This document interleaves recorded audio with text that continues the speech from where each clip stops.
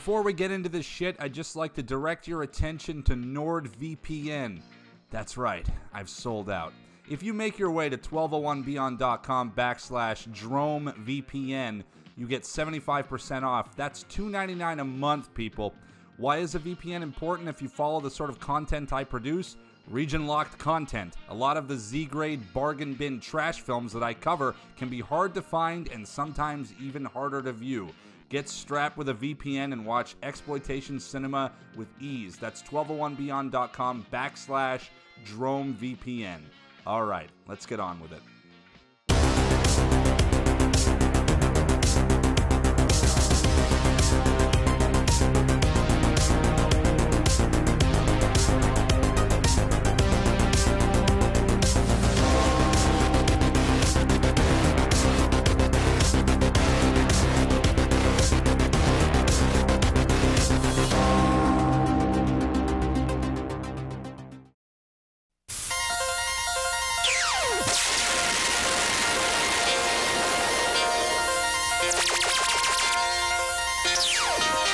There's two things that I really miss: video stores and middle-class filmmaking.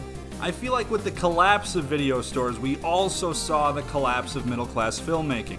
Gone are the days of smaller, more recognizable video distribution companies like Vestron, New World, and Canon. It's not as if these smaller companies, much like Canon and whatnot, don't exist anymore, but try to name one of them. These companies were able to keep their staying power by providing video stores with movies that either got limited smaller runs in theaters or were just straight to video. Nowadays, much of the films that we see in theaters is primarily the big budget stuff. Every now and then we get lucky with really cool modest budget films like Drive, Dread, and Only God Forgives, but it's nothing like it once was, and these smaller films get very limited runs. Primarily, I miss having a fucking plethora of action stars to choose from. You could walk through the action movie aisle at a video store and just see all these names besides just the Stallones and Arnies. You'd be treated to Van Damme, Steven Seagal, Chuck Norris, Gary Daniels, Cynthia Rothrock, Franco Nero, Robert Ginty, Michael Dudikoff, Steve James, David Bradley, Sho Kosugi, and many others. People have been calling Netflix the video store of this generation, and I have to respectfully call fucking bullshit on that.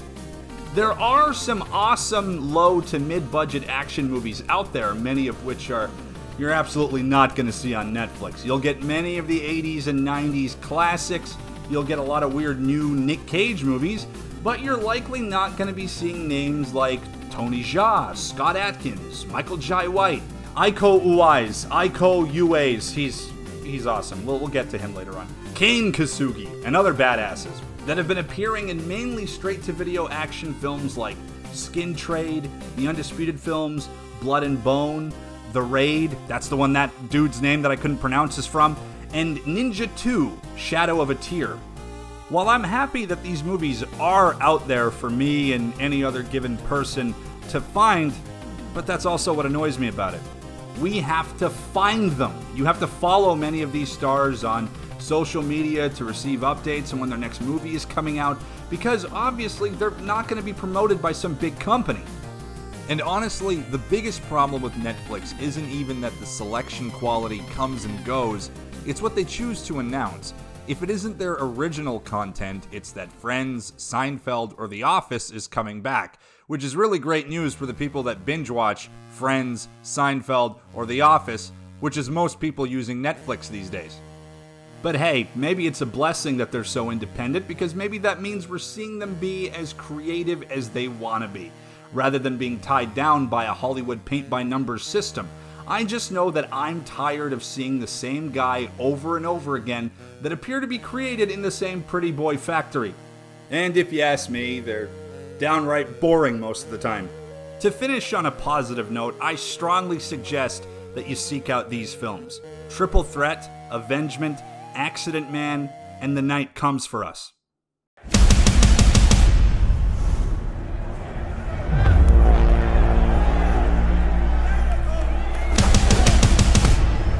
Remember me?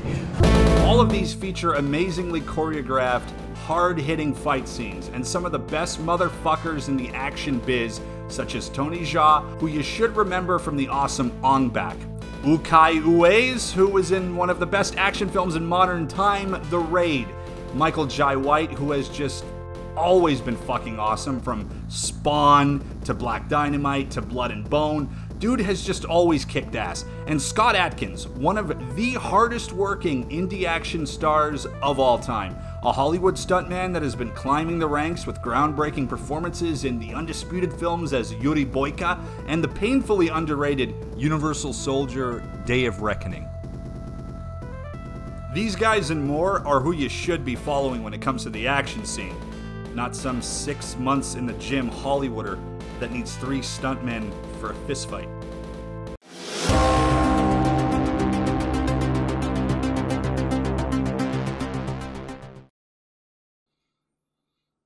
Overture, curtains, lights, this is it, we'll hit the heights, and oh what heights we'll hit.